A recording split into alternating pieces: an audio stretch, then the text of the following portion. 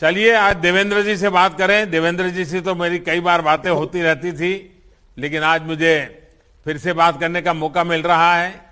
देवेंद्र जी नमस्कार। नमस्कार सर। देवेंद्र जी, मैं तो बहुत भली भांति आपको जानता हूं, लेकिन देश आज आपके विषय में जानना चाहता है, तो एक बार जरूर आप बताइए।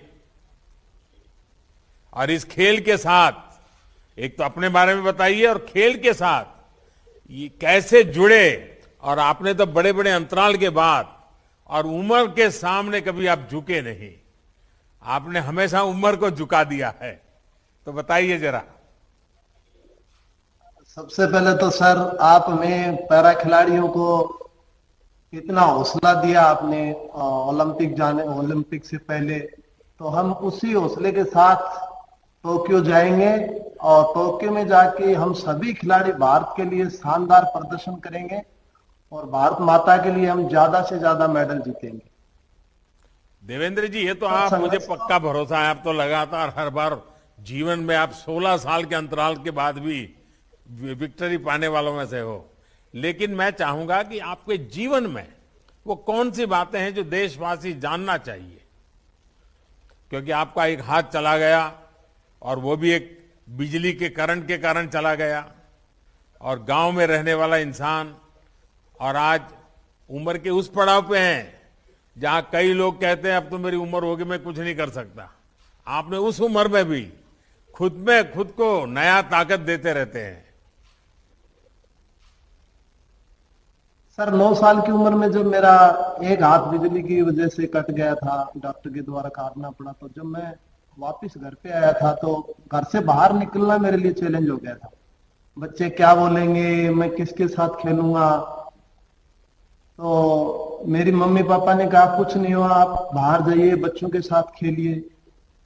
लेकिन वो दिन आज भी याद है जब मैंने बाहर बच्चों के साथ खेलना शुरू किया, और जब स्कूल में मैंने खेल की शुरुआत की तो मेरे से इतने क्वेश्चन हुए। जब मैंने पहली बार भाला उठाया कि मैं फेंकूंगा भाला, तो कहा कि आप किस लिए आए हो ग्राउंड में, आपका क्या काम है, आप तो दिव्यांग हो, आप तो डिफरेंटली एबल हो, आप जाइए पढ़ाई कीजिएगा, बस आपका ग्राउंड में कोई काम नहीं है।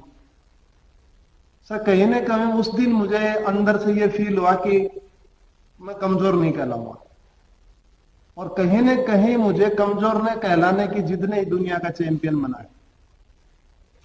2 ओलंपिक मेडल लिए सर, संघर्ष लंबा रहा, फैसिलिटी जीरो थी उस टाइम में। मैंने पैरा स्पोर्ट्स की शुरुआत की, एबल में भी खेला, लेकिन जिंदगी में एक सीख मिली मुझे।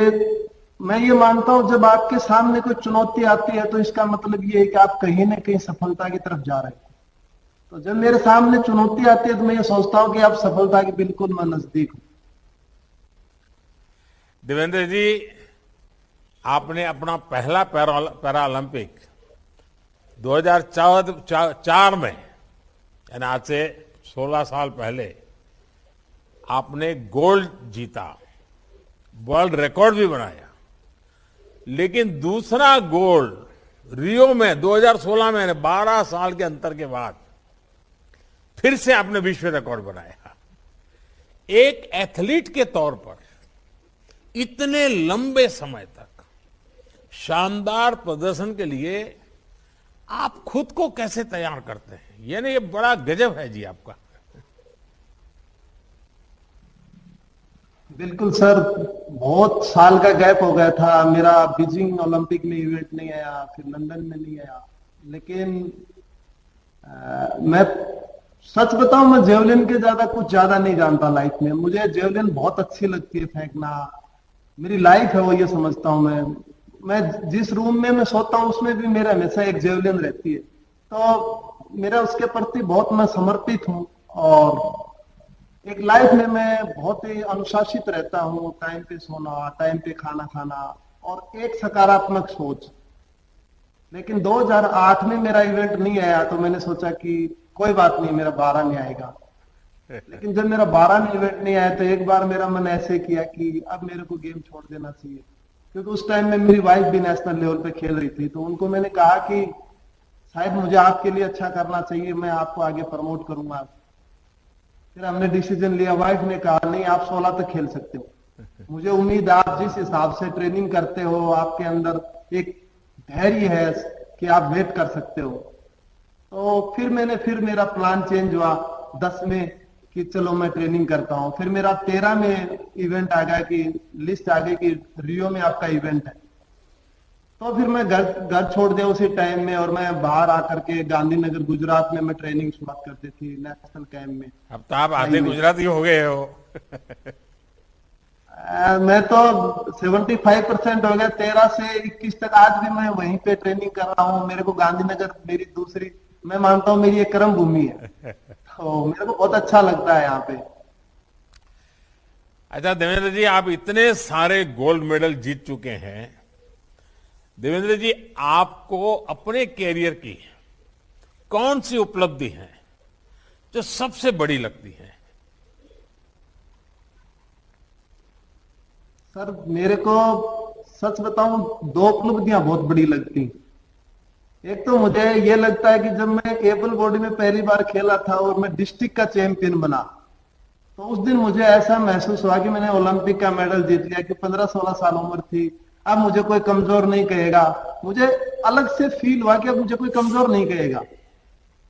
और कहीं न कहीं 12 साल का इंतजार था। तो वो 12 साल का वेट, रियो पैरालंपिक्स का, वो भी वर्ल्ड रिकॉर्ड के साथ गोल्ड मेडल जीता। और जब राष्ट्रीय गान हुआ तो उस टाइम में मुझे इतनी खुशी हुई कि मैं उस खुशी का बयान भी नहीं कर सकता। चलिए, मैं देख रहा हूं मंजू जी भी आज हमारे सामने हैं, और आपकी यात्रा में मंजू जी का बहुत बड़ा रोल है। और मंजू जी स्वयं भी तो एक खिलाड़ी हैं। मंजू जी नमस्कार। मंजू जी, हम सभी को बताइए कि देवेंद्र जी किसी भी प्रतियोगिता में जाने से पहले वे टेंशन में रहते हैं कि खुश रहते हैं, या फिर आपको हर बार उनको मोटिवेट करना पड़ता है? नहीं सर, बहुत खुश रहते हैं। भगवान में बहुत विश्वास करते हैं, और जो भी कर्म करते हैं पूरा 100% देते हैं और कॉन्फिडेंस के साथ जाते हैं सर। और इनका कॉन्फिडेंस देख के मेरे को ये लगता है कि ये सिर्फ इनको कंपटीशन खेलना ही है। मेडल तो अपना श्योर है, अपने देश के लिए मेडल तो लेके ही आएंगे। अब आप खेलती हो कि आपने बंद कर दिया? सर मैंने बंद कर दिया। बच्चों को संभाल रही हूँ, फैमिली को संभाल रही हूँ। अच्छा, जिया खेलती है? बताओ जी, बोलो। नमस्कार सर। जिया, क्या खेलती हो बेटा तुम? सर मेरा फेवरेट गेम बैडमिंटन है, तो मैं वो अच्छा। खेलती हूँ। और आप पढ़ती कहाँ पर हो? सर मैं जयपुर में पढ़ती हूँ। गांधीनगर जाती हो कभी? हाँ जाती हूँ सर। अच्छा, स्टैच्यू ऑफ यूनिटी देखने के लिए पापा ले गए कि नहीं ले गए तुम्हें? पापा के पास टाइम कम था ना। तो मंजू जी ले जाएगी। हाँ सर बिल्कुल लेके जाऊंगी अब की देखिए, बार। टोक्यो से आने के बाद आप सब लोग, सब परिवार स्टैच्यू ऑफ यूनिटी पर जाइए। देखिए देश की शान कैसी है वहां। जिया, ये बताइए कि आपको भी अपने पिता की तरह, अब आप बैडमिंटन खेलती हो, लेकिन स्पोर्ट्स में क्या करना चाहती हो? किस प्रकार से आगे बढ़ना चाहती हो? तुम्हें तो माँ सर, बाप मैं- दोनों ने बचपन से ही स्पोर्ट्स की दुनिया में जोड़ा है। सर मैं मेरे पापा की तरह इंडिया के लिए मेडल जीतना चाहती हूँ। वाह। अच्छा, अरविंद जी भी है यहाँ। अरविंद जी, सर नमस्कार। भाई आए आप, और भाई भाई तो एक प्रकार से दोनों दोस्त होते हैं, बहुत करीब जी होते सर। हैं, और एक दूसरे से बहुत कुछ सीखते भी हैं। आपने देवेंद्र जी से कौन सी सबसे बड़ी बात सीखी है?